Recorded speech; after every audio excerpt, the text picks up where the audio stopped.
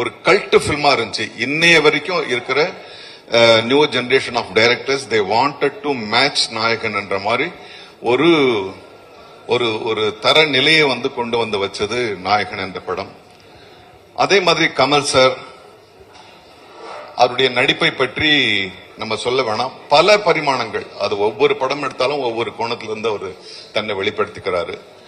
ரெண்டு பேருமே சேர்ந்து அவங்க ரஹ்மான் சார் ஆஸ்கர் இந்தியாவில் இருக்க பல சினிமா சம்பந்தப்பட்ட கலைஞர்கள் ஆசைப்பட்டு இருக்கும்போது 2 ஆஸ்கர் வாங்கிட்டு வந்தாரு. ஆக இந்த 3 பேரும் சேர்ந்து ஒரு படம் பண்றாங்கன்னா அதுல பெரிய மன அழுத்தம் அவங்களுக்கே இருக்கு. போட்டின்றது அவங்களுக்கு வேற ஒரு டைரக்டர் கிடையாது, அவங்களுக்கு போட்டி அவங்களே. ஏன்னா இவங்க 3 பேரும் சேர்ந்து ஒரு பெரிய ஹை ஸ்டாண்டர்ட் அவங்க ஏற்கனவே நிரூபிச்சுட்டாங்க. அதை விட பெருசா இருக்கணும்ன்றதுக்காக இந்த படத்தை அவங்க பண்ணியிருக்காங்க.